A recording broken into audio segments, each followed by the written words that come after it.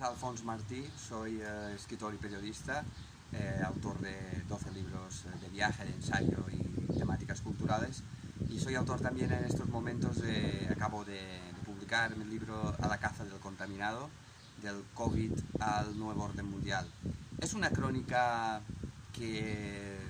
fui escribiendo, que combina experiencia desde que empezó esta situación marcada por un presunto estado de terror basado en un virus misterioso, y que va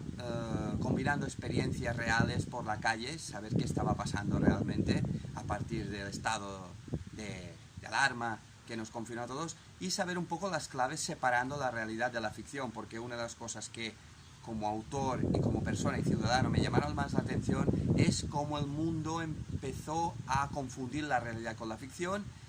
y los personajes también políticos, económicos y sociales que han participado en todo esto, pues cómo se ha llegado a crear un simulacro, una realidad paralela a la realidad, una ciencia ficción que al final la gente se ha creído, y un poco cómo se ha llegado a esta situación.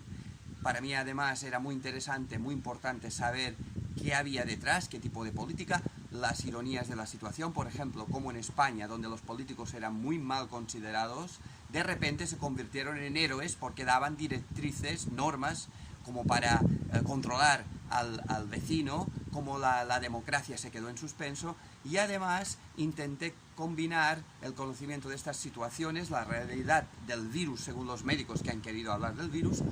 con la realidad del terror social que hace que la gente crea un momento determinado que va a morir en cualquier momento. La televisión, también estudié cómo la televisión, los medios y el gobierno iban infundiendo mucho terror en la población mucho tiempo antes del mes de marzo, con la confusión entre el lenguaje policial y el lenguaje médico. En la televisión veíamos continuamente un sospechoso de coronavirus, lo cual a mí ya me llamó la atención, porque nadie nunca, un enfermo, puede darte pena o no, curarlo o no, pero no es un sospechoso, no es culpable un enfermo. ¿Cómo se fue construyendo este estado de terror, las consecuencias que todos vemos y las que puede llegar a tener? También en mi libro, aparte de la experiencia, he intentado estudiar el triángulo que yo llamo, el triángulo del poder, el triángulo de las Bermudas, y en España es muy claro que es, por una parte, la OMS. He intentado buscar qué sabemos, qué se puede saber de la OMS, que se ha convertido en un régimen privado de Bill Gates y gente que solo quiere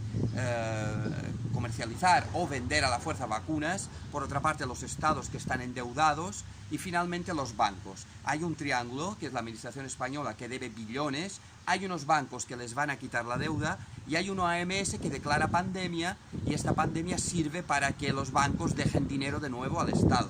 Esta situación política también era muy importante remarcarla y dejar constancia por escrito, estudiarla de una manera que, aunque todo el mundo puede informarse, mi trabajo consistía en juntar todas estas informaciones. Y también creo que el libro es interesante y es importante porque da constancia de este cambio, de esta situación de una normalidad a un estado en que cualquier cosa que antes era inocente se ha convertido en algo que nos revela como culpables. Salir a la calle, cantar, bailar, hablar con los demás, pasar a menos de un metro. Y hay, por tanto, en mi libro experiencias. Por una parte, intentar saber qué ha pasado en las altas esferas por la otra, y, sobre todo, escapar de cualquier confusión entre realidad y ficción. Yo no sé si las vacunas de Bill Gates van a tener un chip, pero sé, porque lo podemos aprender fácilmente por periódicos, experiencia, informes, que Bill Gates y sus vacunas solo han causado daño en los países del tercer mundo donde se han comercializado o se han impuesto. Quiero decir que yo en mi libro he huido tanto del discurso de esta gran ficción, que es una especie de bicho que se ha convertido en Dios, como también de acusar a nadie de hacer una conspiración. Todo lo contrario, las vacunas de Bill Gates tienen un historial que se puede ver. La OMS se ha convertido en un privado de Bill Gates, y el Estado está endeudado y tiene efectivamente unos pactos con los bancos internacionales que consisten en que les perdonan la deuda si ellos declaran pandemia o guerra. Y he intentado ligar todos estos cabos para realmente saber cómo funciona el puzzle de esta situación que nos afecta brutalmente, evidentemente, a todos. Y ese es en parte el interés que yo creo que tiene mi trabajo como para publicar este libro, A la caza del contaminado.